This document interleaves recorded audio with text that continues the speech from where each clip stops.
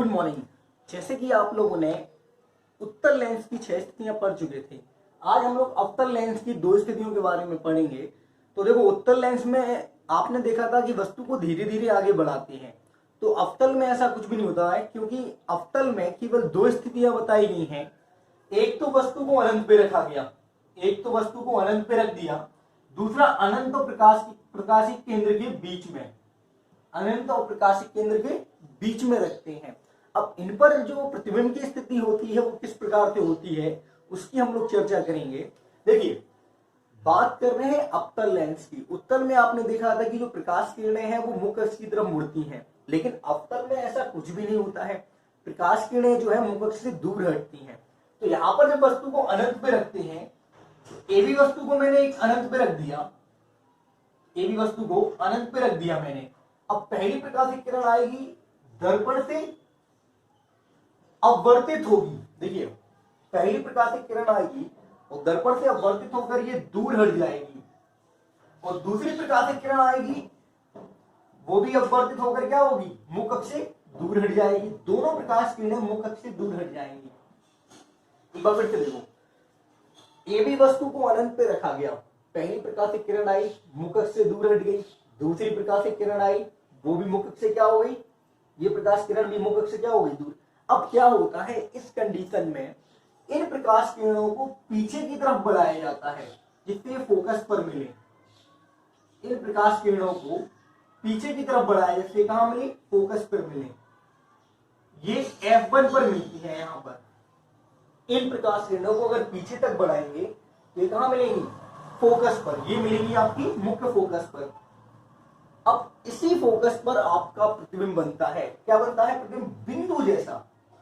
प्रतिबिंब जो होता है वो कैसा होगा, बिंदु आकार का, बिंदु आकार का, बहुत छोटा, मतलब वस्तु से काफी छोटा। अब ये बिंदु आकार का होगा, साइज छोटा होगा। अब ये देखो, वस्तु के सामने ही है, ये वस्तु के सामने ही, तो ये सीधा होगा, और सीधा प्रतिबिंब कैसा होता है, आभासी होता है, तो ये आभासी होगा। तो आपको ध्यान रखने वाली चीज क्या है, अवतल में अगर वस्तु को अनंत पर रखा जाता है तो पहली प्रकाश किरण मुख्य अक्ष से दूर हट जाएगी और ये भी दूर हट गई। इन प्रकाश किरणों को अगर पीछे की तरफ बढ़ाया जाएगा तो इसका जो प्रतिबिंब बनेगा वो फोकस पर बनेगा, बिंदु आकार का, सीधा और आभासी। अब वस्तु को अगर कहीं पे भी खिसकाए तो वस्तु प्रकाशिक केंद्र, वस्तु को कहीं पे भी खिसकाओ तो वस्तु प्रकाशिक केंद्र और अनंत के बीच में कहीं पे भी हो सकती है। यानी ये प्रकाशिक केंद्र और ये अनंत है, इसके बीच में आप कहीं पे भी ले लो। तो मैंने नीचे चित्र दिया है, आप नीचे वस्तु को मैंने अनंत और प्रकाशिक केंद्र के बीच में रखा। देखिए, वस्तु को मैंने अनंत और प्रकाशिक केंद्र O के बीच में रख दिया। ये अनंत प्रकाशिक केंद्र है, ये अनंत है, इसके बीच में ये वस्तु है।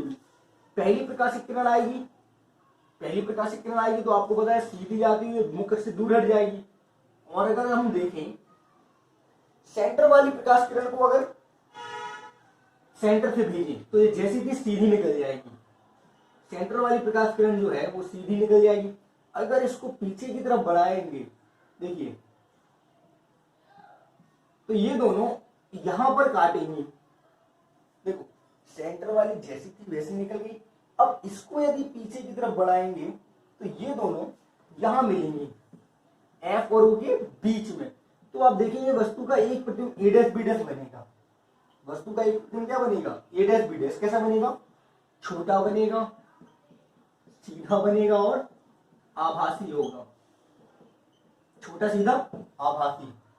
एक बार फिर से देखो, वस्तु को अनंत और प्रकाशिक केंद्र के बीच में रखा तो पहली प्रकाशिक किरण आई, मुख्य अक्ष से दूर हट गई, और प्रकाशिक केंद्र वाली सीधी चली गई। यदि प्रकाश जो दूर हटती है उसको पीछे की तरफ बढ़ाएं और इसके बारे में अगर तुलना करें तो आप देखेंगे दोनों प्रकाश किरणें F और O के बीच में कहीं पर भी काटती हैं। तो वहीं इसका क्या होगा, प्रतिबिंब होगा, कैसा होगा, छोटा, सीधा और आभासी। इस तरह से आपने अवतल की दोनों स्थितियां देख ली हैं। अब आप चिन्ह परिपाटी देखेंगे इनकी, ठीक है, देखिएगा।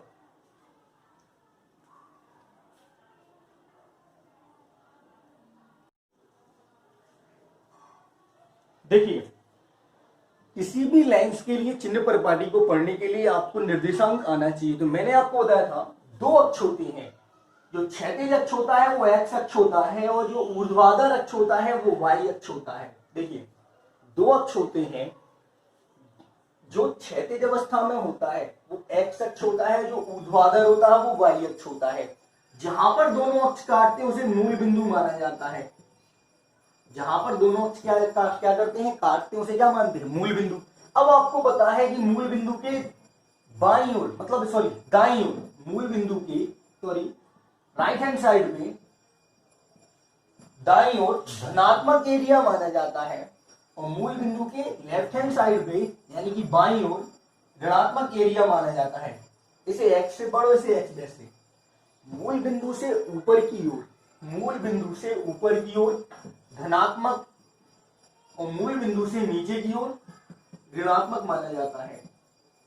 यह आपको पता है कि मूल बिंदु से ऊपर चलने पे धनात्मक और ये ऋणात्मक होता है। अब आप देखिए, अगर हम इसे मूल बिंदु माने, मूल बिंदु को प्रकाशिक केंद्र माने, मूल बिंदु को क्या माने, प्रकाशिक केंद्र। अगर हम लोग मूल बिंदु को प्रकाशिक केंद्र माने और इसे एक लेंस माने, ये एक लेंस हो गया आपका कौन सा वाला, उत्तल वाला। देखिएगा, अगर मूल बिंदु को प्रकाशिक केंद्र माने और इसे एक क्या माने, उत्तल लेंस, तो देखिए वस्तु को हमेशा बाईं ओर रखा जाता है। वस्तु बाईं ओर आती है और ऊपर की दिशा में होती है। तो देखो प्रकाशिक केंद्र से वस्तु तक की दूरी को आपको बताया था, उसमें लेंस देखो दर्पण में बताया था ध्रुव से लेकर वस्तु तक की दूरी को। तो यहाँ पे प्रकाशिक केंद्र की बात कर रहे हैं। प्रकाशिक केंद्र से वस्तु तक की दूरी आपकी इस अक्ष पे आती है, माइनस वाले अक्ष पे, उसे माइनस के यू से पढ़ते हैं। इसे कैसे पढ़ते हैं, माइनस यू। अब चूंकि लेंस में प्रतिबिंब इस तरफ बनता है तो प्रकाशिक केंद्र से लेकर वस्तु के प्रतिबिंब तक की दूरी को v से निरूपित करते हैं और फोकस भी यही होता है, क्योंकि ये ऐसे जाती है और ऐसे चली जाती है तो फोकस भी यही होता है। तो प्रकाशिक केंद्र से लेकर फोकस तक की दूरी को फोकस से पढ़ते हैं, नहीं एफ से पढ़ते हैं। क्या से पढ़ते हैं, एफ से। एक बार फिर से देखो, वस्तु हमेशा बाईं ओर, तो वस्तु की दूरी u माइनस में, प्रतिबिंब बनता है उस तरफ, तो प्रतिबिंब की दूरी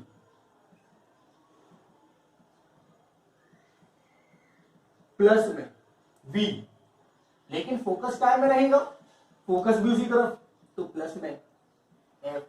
तो ध्यान रखने, ये 1 से 5 तक ऐसा होता है, 1 to 5 स्थिति तक। ध्यान रखिएगा, जो हम लोग प्रतिबिंब बनाते हैं, प्रतिबिंब की स्थिति देखते हैं, तो 1 से 5 तक वस्तु हमेशा इसी तरफ रखी जाती है, तो माइनस में। जब अपवर्तित होकर इस तरफ प्रतिबिंब बनता है तो जो प्रतिबिंब की दूरी होती है वो प्लस में और फोकस भी इसी तरफ होता है तो वो भी प्लस में। लेकिन ये 1 से, लेकिन 6वीं स्थिति में प्रतिबिंब जो है इसी ओर बनता है, प्रतिबिंब जो है इसी ओर बनता है, तो 6वीं के लिए u माइनस का v माइनस का, लेकिन f का होगा प्लस का। ये ध्यान देने वाली चीज है। देखिए देखो 5 स्थिति तक तो ये सब चलता है, 1 से 5 स्थितियों तक, 6 स्थितियां बताई थी, 5 स्थिति तक u माइनस का, क्योंकि वस्तु यहीं रहती, प्रतिबिंब यहीं बनता था दूसरी तरफ और फोकस भी इसी तरफ होता था, तो 1 से 5 स्थिति तक u माइनस का, v प्लस का और f प्लस का। लेकिन जब बात 6वीं की करें तो प्रतिबिंब जो है आभासी की स्थिति होती थी, आप देख लेना वीडियो में, इसी तरफ प्रतिबिंब बनता था, तो प्रतिबिंब जो होगा वो कैसा होगा, प्रतिबिंब की जो दूरी होगी वो माइनस की हो जाएगी, क्योंकि वस्तु इसी तरफ है और फोकस उसी तरफ होगा। अब एक चीज, वस्तु की दिशा देखें तो वस्तु को ऑब्जेक्ट लिखते हैं, ऑब्जेक्ट। वस्तु की अगर दिशा देखी जाए ऊपर की तरफ है तो ये वस्तु प्लस की होगी, वस्तु की लंबाई प्लस की। लेकिन अगर प्रतिबिंब नीचे की तरफ है तो प्रतिबिंब की लंबाई क्या की होगी, वो माइनस की होगी। ध्यान रखिएगा, ऋणात्मक हो जाएगी नीचे की तरफ है अगर। ध्यान देने वाली बात क्या है, अगर वस्तु ऐसी रखी है तो ये सिरा जो है ऐसी रखी है तो ये सिरा y अक्ष को निरूपित करेगा ऊपर की तरफ, तो ये धनात्मक होगा। लेकिन अगर प्रतिबिंब नीचे की तरफ बन रहा तो ये जो सिरा है वो नीचे की तरफ है, तो y जो है माइनस की दिशा में होता है नीचे, तो प्रतिबिंब जो है अगर नीचे है वास्तविक है तो वो ऋणात्मक माना जाएगा। ये तो है आपके उत्तल के लिए। अब अवतल में देखें तो अवतल में क्या होता है, देखिए ये प्रकाशिक केंद्र हो गया, ये क्या हो गया, प्रकाशिक केंद्र। वस्तु को इसी तरफ रखते हैं, वस्तु को बाईं तरफ रखते हैं तो u माइनस का, वस्तु की दूरी क्या की होगी, माइनस की, और प्रतिबिंब अगर यही बन रहा है, प्रतिबिंब भी यही बन रहा है तो एफ भी देखो v भी क्या होगा, माइनस का, और फोकस भी यहीं पर है तो एफ भी माइनस का। तो अवतल में u भी माइनस का, v भी माइनस का और f भी माइनस का होता है। ध्यान रखने वाली चीज है कि अवतल में वस्तु की दूरी भी माइनस की, प्रतिबिंब की दूरी भी माइनस की और फोकस भी माइनस का, क्योंकि वस्तु भी इसी तरफ होती है, फोकस भी इसी तरफ होता है और वस्तु का प्रतिबिंब भी इसी तरफ बनता है। ध्यान रखना एक बार फिर से, अगर आप उत्तल लेंस लें तो ये अगर उसका प्रकाशिक केंद्र है मूल बिंदु, तो वस्तु हमेशा इस तरफ रखी जाती है, तो उसका जो प्रतिबिंब बनता है वो दूसरी तरफ यानी कि इस तरफ बनता है, दाईं ओर। दाईं ओर जो है नीचे की तरफ बनता है। तो ये देखो ये हो गया आपका x का धनात्मक अक्ष। तो यहाँ पर अगर कहीं पर प्रतिबिंब बन रहा है तो वो धन में गिना जाएगा, और अगर यहाँ पर कहीं पर फोकस भी है तो वो भी धनात्मक होगा। तो देखो वस्तु की यहाँ से यहाँ तक की दूरी ऋणात्मक में आई, वो प्रतिबिंब की दूरी प्लस धनात्मक में आई, फोकस भी धनात्मक में, तो 1 से 5 तक तो वही रहेगा, u माइनस का, v प्लस का, f प्लस का। लेकिन झटमी स्थिति में क्या होता है, जब वस्तु का प्रतिबिंब उस तरफ बनता है जिसमें आभासी की स्थिति बोलते थे, तो वो चला जाएगा माइनस में, ऋणात्मक में। तो यहाँ से यहाँ तक की दूरी जो होगी वो माइनस में जाएगी, तो u तो माइनस में ही रहेगा, वस्तु तो वही रखी है, देखो इसी तरफ है, लेकिन जो प्रतिबिंब बना वो भी माइनस में चला गया और फोकस क्या में रहेगा, वो तो इसी तरफ रहेगा, तो वो धनात्मक। लेकिन जब बात अवतल की करेंगे तो वस्तु यही होती है, उसका प्रतिबिंब यही होता है, उसका फोकस भी इसी तरफ होता है, तो तीनों काय में रहेंगे, ऋणात्मक रहेंगे। तो अवतल में तीनों माइनस के होते हैं, इसमें केवल u माइनस का, v और f ज्यादातर तो प्लस का होता है, लेकिन आखिरी स्थिति में u माइनस का, v माइनस का, f प्लस का। ये इसकी क्या है, चिन्ह परिपाटी है। अब आप देखिए आवर्धन क्या होता है।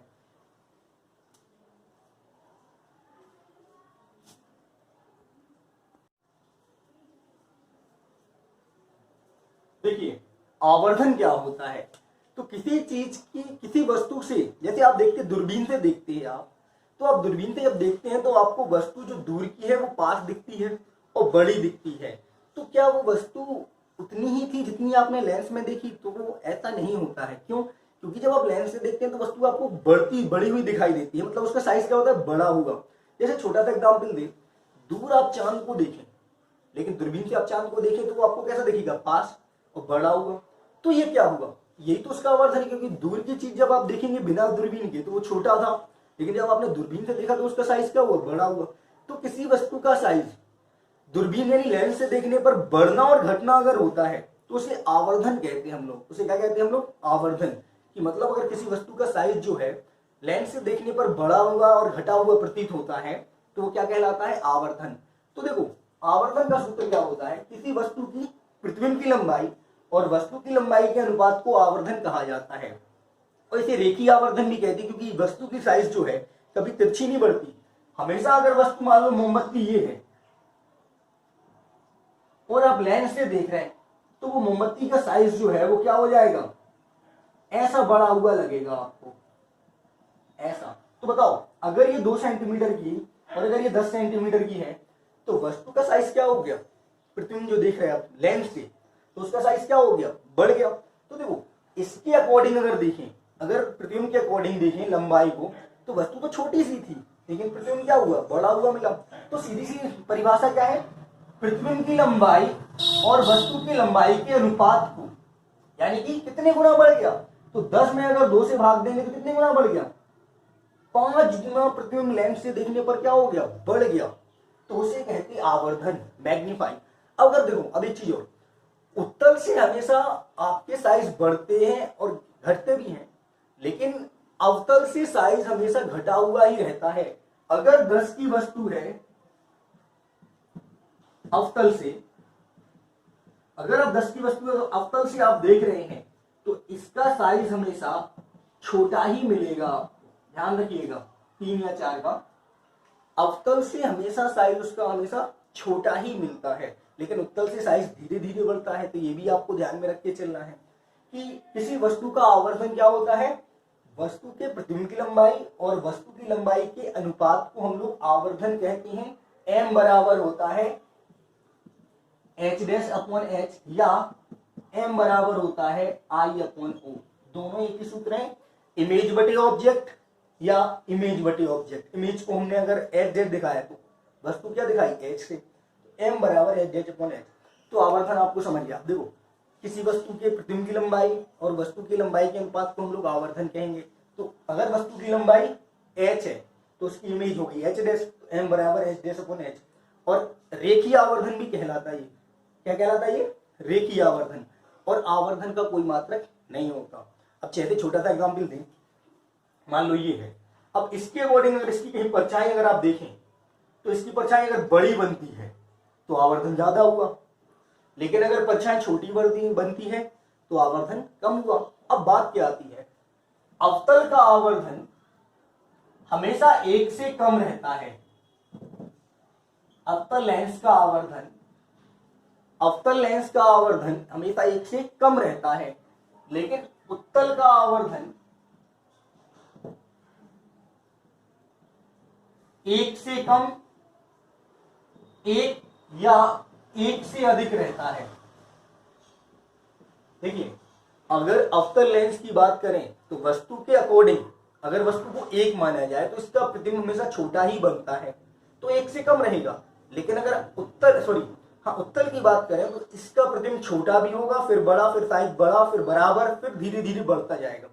तो उत्तल में हमेशा 1 से कम आवर्धन भी होता है, 1 भी आवर्धन हो जाता है, और 1 से ज्यादा भी होता है। तो ये आपको ध्यान रखना है कि अवतल लेंस में आवर्धन हमेशा 1 से कम, क्योंकि प्रतिबिंब हमेशा छोटे होते हैं। तो वस्तु के अकॉर्डिंग, वस्तु के सापेक्ष प्रतिबिंब की लंबाई हमेशा छोटी ही रहेगी, इसलिए इसका आवर्धन 1 से कम है।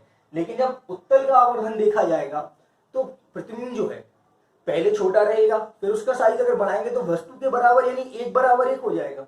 लेकिन जब और बढ़ाएंगे वस्तु को आगे की तरफ तो उसका साइज भी इंक्रीज होगा प्रतिबिंब के लिए, तो क्या होगा, उसका आवर्धन 1 से ज्यादा होगा। तो ये ध्यान रखना कि उत्तल में हमेशा आवर्धन 1 से कम, 1 से ज्यादा, 1 से अधिक और 1 भी होगा, लेकिन अवतल में हमेशा 1 से कम ही आवर्धन होता है। तो ये आपको ध्यान रखने की बात है, ठीक है।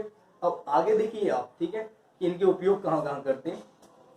देखो तो यहीं पे बता दे रहे, उत्तल लेंसों का उपयोग आपने देखा होगा कि माइक्रोस्कोप में करते हैं। क्यों? क्योंकि वहां पे छोटी वस्तु का साइज क्या करते हैं, बड़ा दिखाते हैं। कई डेंटिस्ट भी यूज करते हैं, और हम लोग अपनी दूरबीन में करते हैं। जो आपके खगोलीय होते हैं जितने भी दूरदर्शी, वहां पर भी आपके, जिसको आप कहते हैं जो दूरबीन से देख रहे हैं, तो वहां पर भी आपका क्या है, आपके उत्तल लेंसों का यूज किया जाता है। क्यों? क्योंकि आपको पता है वहां पे वस्तु की जो दूर होती है तो उसको पास लाने के लिए या फिर उसका साइज बड़ा करने के लिए। माइक्रोस्कोप में देखा होगा एक छोटी सी पानी की बूंद में कई लाखों चीजें दिखती हैं आपको। क्यों? क्योंकि उसका साइज वो क्या कर मैग्नीफाई कर देती है, बड़ा कर देती है। तो इस तरह से उसका यूज भी है, ठीक है। अब आगे देखिए,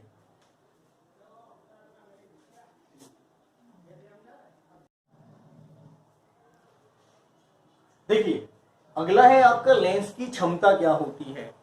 तो लेंस की क्षमता क्या होती है, देखो किसी को दोष होती है तो उसको आप देखते हैं लेंस चढ़ाया जाता है, मतलब चश्मे में लेंस लगाया जाता है। क्यों? इसका रीजन क्या है? तो देखो जब प्रकाश किरणें अनंत से आती हैं तो उत्तल का काम क्या है, आपको बताया था मैंने। जब प्रकाश किरणें अनंत से आती हैं तो उत्तल का काम है मुख अक्ष की तरफ मोड़ देना, मुख अक्ष की तरफ मोड़ देना। ध्यान रखिएगा, जब प्रकाश किरणें अनंत से आती हैं, दूर से आती हैं, मुख अक्ष के समांतर आती हैं, तो क्या होता है, उत्तल लेंस क्या करता है, इसको मुख अक्ष की तरफ मोड़ देता है। लेकिन यही चीज जो है अवतल में क्या होता है कि ये मुख अक्ष से क्या कर देता है, दूर कर देता है, और इसको अपन पीछे तक बढ़ाते हैं, इसको अपन पीछे तक बढ़ाते हैं।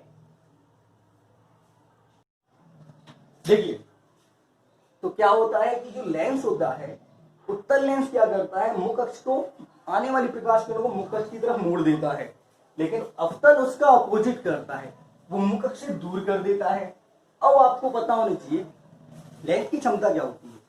जो लेंस प्रकाश किरणों को जितना मुख अक्ष के पास ले आए या जितना मुख अक्ष से दूर ले जाए, उस लेंस की क्षमता उतनी अधिक मानी जाती है। ध्यान रखिएगा, अभी परिभाषा नहीं बता रहे। जो लेंस प्रकाश किरणों को मुख अक्ष की तरफ जितना ज्यादा मोड़ दे या मुख अक्ष जितना ज्यादा दूर कर दे, उस लेंस की क्षमता उतनी अच्छी मानी जाती है। तो देखो सीधी सी परिभाषा है, किसी लेंस की क्षमता उसकी फोकस दूरी के व्युत्क्रमानुपाती होती है। क्या होता है, जो जितना जल्दी मोड़ देगा उस लेंस की क्षमता उतनी अच्छी मानी जाती है। जो जितना देर में मुड़ेगा उसकी लेंस की क्षमता ज्यादा मतलब थोड़ी खराब मानी जाएगी। तो वही है कि लेंस की क्षमता उसकी फोकस दूरी के व्युत्क्रमानुपाती होती है। अब क्षमता को पावर ऑफ लेंस बोलते हैं, पावर, कैपेसिटी, क्षमता को क्या बोलते हैं, पी से निरूपित करते हैं। तो पी बराबर होता है 1 मीटर बटे एफ। तो किसी लेंस की क्षमता उसकी फोकस दूरी जो मीटर में होती है उसकी फोकस दूरी के व्युत्क्रमानुपाती होती है। पी बराबर होता 1/f और क्षमता का मात्रक डायोप्टर होता है। किसी लेंस की क्षमता का मात्रक क्या होता है, डायोप्टर होता है। तो लेंस की क्षमता का मात्रक डायोप्टर होता है। अब उत्तल को प्लस डायोप्टर दिखते हैं क्योंकि इस तरफ जो फोकस दूरी होती है वो धनात्मक होती है। ध्यान रखिएगा, उत्तल लेंस की जो क्षमता होती है वो धनात्मक होती है। क्यों? क्योंकि इसी तरफ उसका प्रतिबिंब बनता है। और अवतल की जो होती है वो ऋणात्मक होती है, तो -d से दिखाते हैं। अवतल लेंस की जो क्षमता होती है वो क्या की होती है, माइनस की, तो इसे -d से। तो ध्यान रखिएगा, एक बार फिर से बता रहे, लेंस की क्षमता क्या होती है, जो लेंस प्रकाश किरणों को जितना मुख अक्ष की तरफ मोड़ देता है या जितना मुख अक्ष से दूर कर देता है उस लेंस की क्षमता उतनी अच्छी मानी जाती है। अब सूत्र क्या होता है, किसी लेंस की क्षमता उसकी फोकस दूरी जो कि मीटर में होती है के व्युत्क्रमानुपाती होती है। P बराबर होता है 1/f, जो 1 है वो मीटर में रहेगा। P बराबर होता है 1/f, यानी 1 जो है मीटर में रहेगा। और लेंस की क्षमता का मात्रक डायोप्टर होता है, इसे D से निरूपित करते, कैपिटल D से। लेंस की क्षमता का मात्रक क्या होता है, डायोप्टर। अब अगर धनात्मक D है, अगर D का मान धनात्मक है तो फोकस दूरी धनात्मक होगी, तो जो लेंस होगा वो कौन सा होगा, वो आपका होगा उत्तल लेंस। लेकिन अगर ऋणात्मक D है तो लेंस यानी फोकस दूरी इस तरफ है, यानी माइनस में होगी। तो माइनस में होगी तो क्या लिखेंगे, इसे लिख देंगे -d। तो P बराबर होता है 1 मीटर बटे f या 100 सेंटीमीटर, क्योंकि 1 मीटर में 100 सेंटीमीटर बटे f, ये आपका सूत्र हो जाएगा। तो इसे लेंस की क्षमता से निरूपित करते हैं, ये नोट भी कर सकते हैं आप। अब आगे देखिए,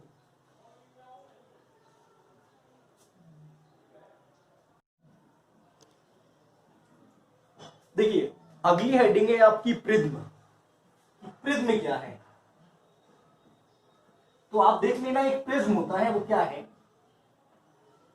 एक त्रिभुजाकार है, या फिर आप कह सकते हैं ऐसा पारदर्शी माध्यम जो दो भुजाओं, दो अपवर्तक पृष्ठों से मिलकर बना होता है। जिसके कितने पृष्ठ होते हैं, 2 अपवर्तक पृष्ठों से मिलकर बना होता है, और एक आधार पृष्ठ होता है, उसे हम लोग प्रिज्म कहते हैं। क्यों? क्योंकि ये अपवर्तक पृष्ठ है और ये अपवर्तक पृष्ठ है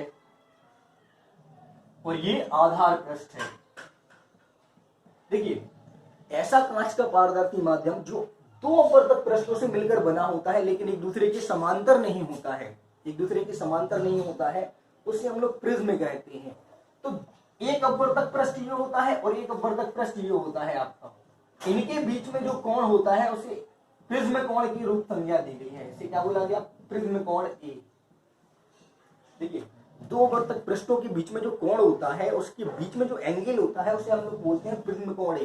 क्यों? अब देखो क्या होता है, प्रकाश किरण आती है तो पहले अपवर्तक पृष्ठ पर पड़ती है तो उससे क्या होती है, अपवर्तित होती है, फिर बाहर जाएगी तो फिर अपवर्तित हो जाएगी। इस तरह से प्रिज्म द्वारा प्रकाश का 2 बार अपवर्तन होता है, प्रिज्म द्वारा प्रकाश का 2 बार अपवर्तन होता है। इसके आगे मैं बताऊंगा आपको नेक्स्ट वीडियो में, तो आप लोग बने रहिए। इसके आगे आपको क्वेश्चन आंसर भी कराऊंगा, तो वो भी देखना, ठीक है, आगे की वीडियोस में।